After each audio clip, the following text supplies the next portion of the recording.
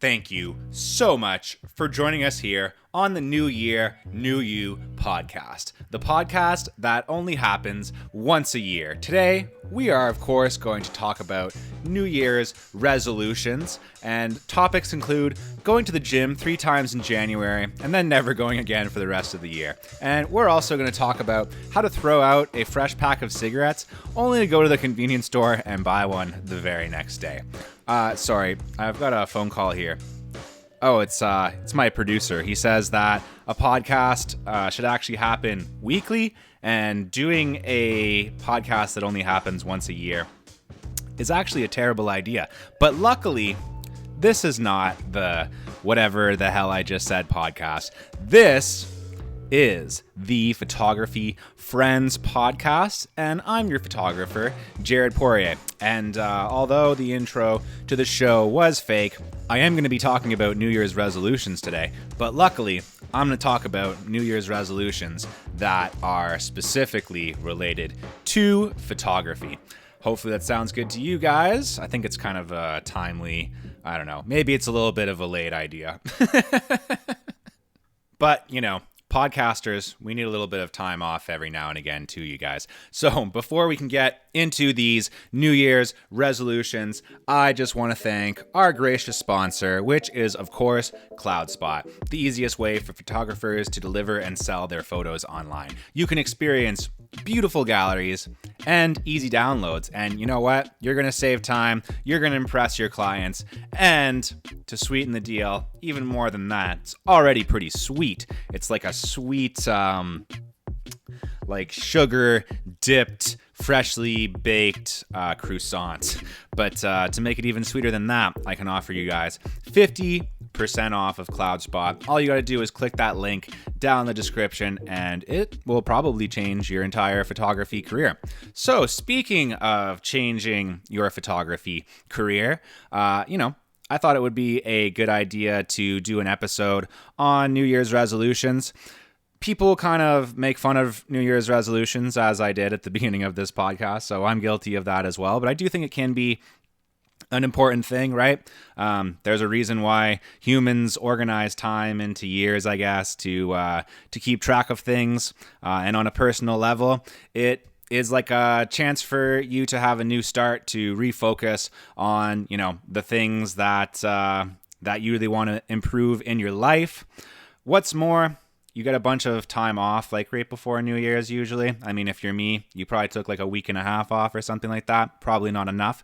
But a little bit of time off does provide some perspective and a chance to evaluate everything that you've been doing in life and really decide whether or not you've been going down the right path in life, I guess, so to speak. And yeah, the whole ritual of New Year's resolutions, I find that it reminds you of the power that you have to change things in life. And chances are there's some things that you really need to get done, some very important things that you've been putting off. I took a business course one time, and the guy called that eating the frog.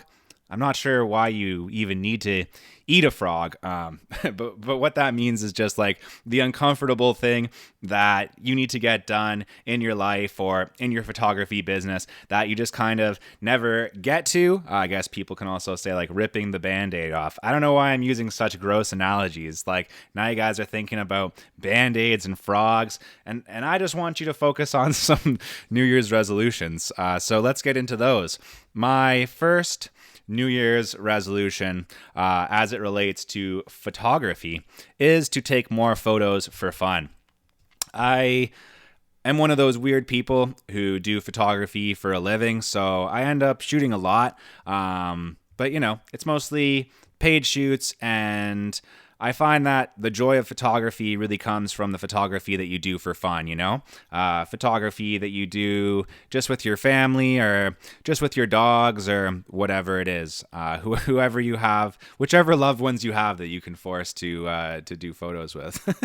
But this year, I definitely want to go on more photo walks with my friends. It's something that I guess I have been putting off in a way. More like meetups with friends, more, social photography. And I find that you do learn quite a bit when you do this, right? It does improve your skills as a photographer to get out and take some photos with good friends of yours and watch how they shoot, watch their process. Chances are you're going to learn a lot. And yeah, just like broadly speaking, I think one of my goals for this year is to do more creative projects. I do want to definitely work on a short film this year, as one of my long-term goals is. I'll just say it here. Eventually, I do want to direct a feature film. Going to be a lot of work to get there, I think. I mean, I could just do one right now. Like anyone can shoot like 2 hours of footage and like upload it on YouTube or whatever, but like I want it to be actually good. Okay, goal number 2 is, this might not surprise you guys, charge more money. It's kind of the most important thing that you ever have to do if you are trying to be a career photographer is, answer that question. How much is this shoot going to cost? And lately, I've been kind of moving away from that hourly pricing. I've been doing more just like kind of packages and charging, specific rates for the shoot. And if it takes a little bit less time, then that's okay. If it takes a little bit more, that's okay. But I've been trying to raise up my base rates. I've been trying to just charge a little bit more money, especially to those clients that can really afford it, right? And once you start to get a little bit more serious, you do start to attract some more high roller, I guess, let's say, for lack of a better word, clients, and they can afford to pay a little bit more. And to be honest with you, they kind of look at you as weird. They kind of wonder what's up if you are pitching like prices that are too low, right? Another way that you can really make more money off of photography is with add-ons, right? Like the client will come to you with like a certain idea, like they want a few photos or something like that, and there's really only so much that you can charge for that. But once you start with some add-ons, maybe say, oh, I also want to do a couple of Instagram reels or something like that. Or, if it's an event, I can bring, I was actually talking to my buddy Mike Medeiros about this today. If it's an event, you can offer to have like, let's say it's a wedding, for instance, you can have like a backdrop, you can have props that you bring, even like a small printer, and you can print things off. These are all things that make like the shoot more of an experience for the client. And if you have the ability to do that, it's going to be better for the client. They're going to be more happy at the end of the day, and you're going to make more money. So everybody wins. The third goal that I have, the third photography related New Year's resolution that I have for myself is to get better at contracts. I would say that I'm someone who's like pretty good at contracts, but ever since I had Waleed Azami on the show, I started thinking, maybe I'm not that great at contracts. I think he's a guy who knows quite a lot about contracts, and if you want to learn a little bit more yourself, I would definitely recommend to check out that episode just to hear some tips on, just photography in general and how to truly make money off photography and how to really establish yourself as like a serious photographer. I think that was a really great episode that I did last year. But yeah, like specifically, I've always asked for credit and stuff like that. I think that, with my work being published in different places, I have to get more specific about the, just the specific types of credit that I want, my right to be credited as the photographer. That kind of stuff is important, right? Because if people see your work and they like it, but there's nothing that indicates that you are actually the photographer who shot, edited, produced that work, whatever it is, that can cost you future work, and that can be kind of a problem. So definitely I want to get a little bit better at getting credited for my work, as well as maintaining ownership, right? This is something that a lot of photographers don't think about, but when you shoot a photo, you own that photo.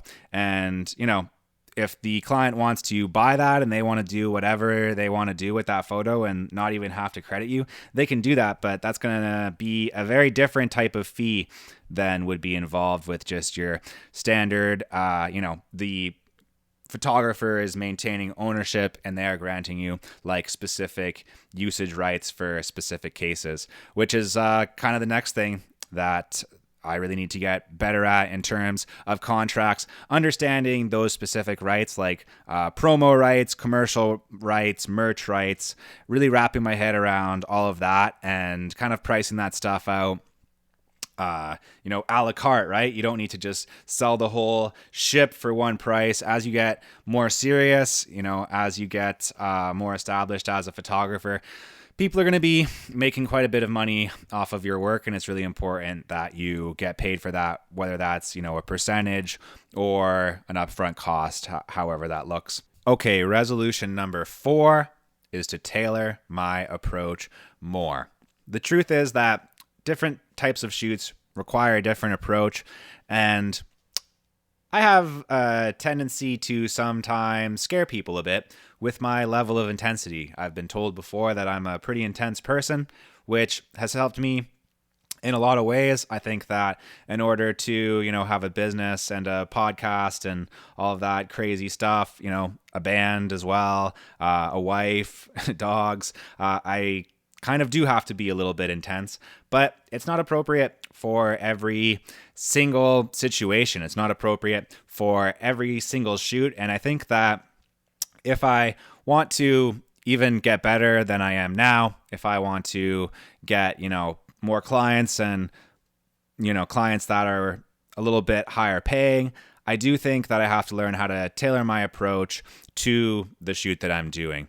And, I also think that I have to be willing, I'm learning this more and more, there is like a very strong brand aspect to photography, right? So being able to tailor my style in a few specific places isn't bad either, right? Like being able to look at what the client actually needs, look at like their body of work, like the stuff that they've already published, and start thinking about how I can tailor my style or even expand my style a bit so that I can encompass a bunch of different types of projects when it comes to photography. Okay, and my 5th and final photography New Year's resolution. It's probably the same as yours, to update my portfolio. I don't know any photographer who's satisfied with their portfolio, and if that's you, then I'd love to hear from you, because you are a rare gem, my friend. You are like the Bigfoot of the photography community. You are that elusive, but I think that there's a tendency amongst a lot of photographers to have really up-to-date social media. My Instagram's up to date. Pretty much right after I do a shoot, or at least, once the client has approved the edits, and I've made sure that I've cleared that with them, that I can publish that work, I go ahead and put that on my Instagram. I focus on it a lot. I make like Instagram reels even to showcase some of my favorite shoots or some of my like more high profile shoots.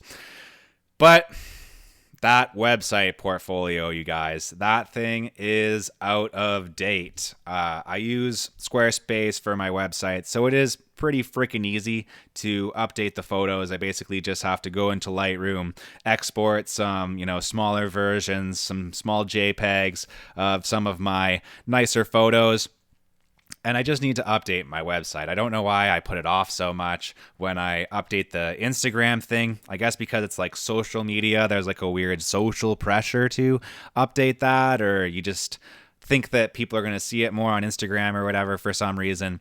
But when it comes to actually hiring you, people want to check out your portfolio. They want you to have a website, and they want to be able to see stuff that's tailored specifically for their industry as well. That's why it's not really good enough to have like one portfolio. You kind of need a website with like separate portfolios, or even separate websites if you really want, for, different industries and stuff like that. Like previously, in previous years, I was focused more on real estate and crap like that. So my website is pretty tailored towards real estate at the moment. Yeah, it truly is. And I've been doing a lot more work in like the music industry. Like I shot a whole bunch of concerts, and I've been doing a lot of stuff in food and beverage, like photo shoots, even magazine shoots for celebrity chefs and all that type of stuff.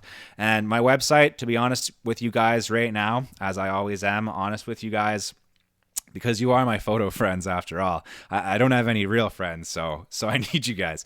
But yeah, like, if I'm being honest, my website needs quite a bit of work. And this year, probably even this month, I really need to get to work on that. Strap on my big boy photographer pants and get that done. So there you have it. Those are my 5 New Year's photo resolutions, and I would love that's almost like a pun right there, right? Because resolutions. Anyways, you guys can send me some of your resolutions. If you're listening to the YouTube version of this, you can just go ahead and leave those in the comments. If you are following us on Instagram, photo_friends_pod, I would really love to hear from you. I'll put up a post with my New Year's photo resolutions, and you guys can comment on that and let me know what are some of yours, because I'm sure there'll be some overlap.